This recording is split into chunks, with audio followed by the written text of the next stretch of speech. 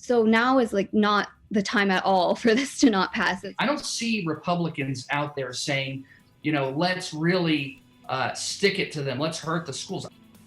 Right now on Up with KREM, there is a special election today in Idaho, and on the table is a levy for the Coeur d'Alene School District.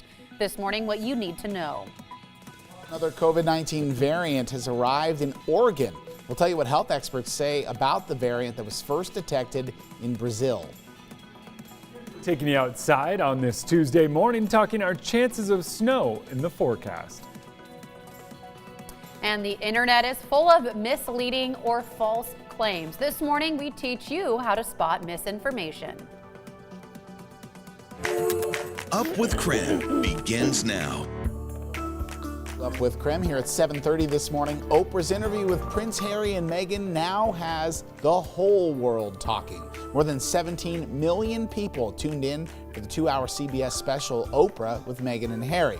According to Nielsen, it is the largest primetime audience for any entertainment special this year. The interview is also CBS's most live-streamed event outside of the NFL and Super Bowl Sunday. Oprah with Meghan and Harry is also available to still watch today on the CBS app and CBS.com. One thing we have not heard, though we've talked about it ever since it broke, Jen, was we have not yet heard from the royal family. Yeah, they're usually hush-hush or it's no comment on most topics, Yeah. but I'm willing to bet they have to put out a statement because so many people are talking about it. For sure. Oh, I mean, okay, well, you could look at it with that, but so many people were talking about the royal family's attachment to Henry Weinstein, and nothing came of that.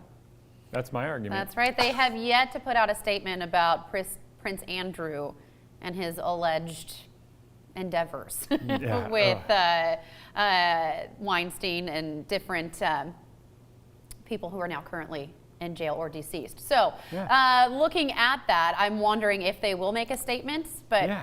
I guess we'll have to wait and see. It's such an interesting one, and sometimes no comment is the best way to go. If I could shut my mouth sometimes, I would, but I can't, so let's do weather.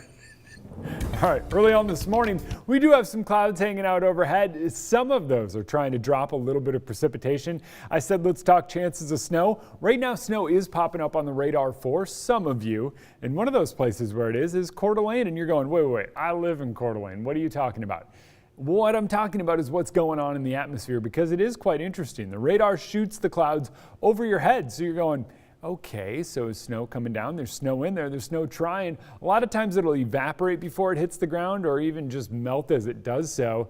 So what you wind up seeing is a little light raindrop or two that doesn't look anything like snow. You can see that just moving through Coeur d'Alene right there. There it is on the radar. Even if you go ahead and zoom in, you can see right there some of those little heavier looking bands of snow are starting to work their way in, but does it stick? I don't think so. I really don't think it amounts to much. In fact, some of the forecast models are saying, it doesn't even exist. So for us, our better shot at getting some moisture arrives tomorrow later on in the day, and it likely is still rain in most locations because of just how warm it is and how warm it's going to be. Today, we're already up near 30 degrees, and by this afternoon we're up near 50 degrees, and this is very normal for this time of year. So in order to get snow, you need something more impressive than the dud of a storm we got right now. Jeremy, thank you. 7:33 now. Well, it's a special election today in Idaho. Voters will decide on a new levy for the Coeur d'Alene School District. And this morning, Nicole Hernandez is joining us to tell us what's included in that levy and how people are reacting. Hi, Nicole. Yeah, good morning, Jen. So right now I am live at Lake City High School, and currently the levy that helps fund Coeur d'Alene Public School District is going to be set to expire here in the summer. So the district is asking people to vote to extend a new levy here, and you can see at Lake City High School that students are coming in, school has started here, but some of these people driving in could be potential voters voting for this levy. The proposed levy would be a lower tax rate than the current one. According to the district, the current levy rate is $1.79 per $1,000 in property value.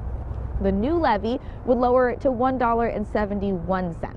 Increasing property values and an influx of people moving into the district are part of why the district is able to lower that tax rate.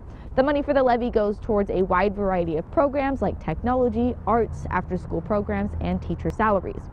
Supporters of the levy say the pandemic has made the levy even more important, providing services like students desperately need, like counseling and school nurses.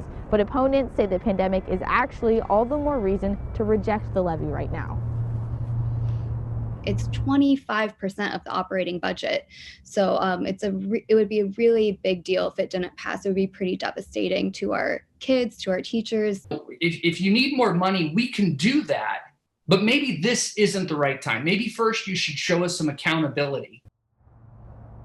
Now, according to the Coeur d'Alene School District, voters have approved every levy every 2 years since 1986. Now, unless you have already gotten that absentee ballot and made your vote, you do have to come vote in person today if you want your voice to be heard here in this decision.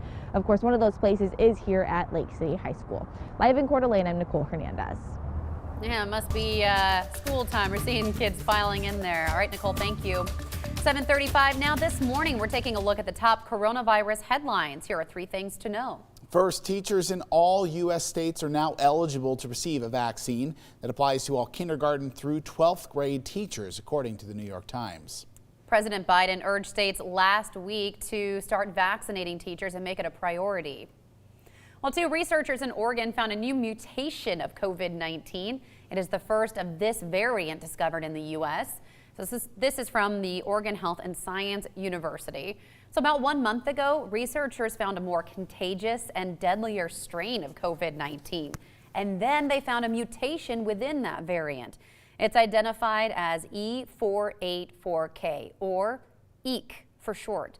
Experts reported the same strain in South Africa, Brazil, and the UK.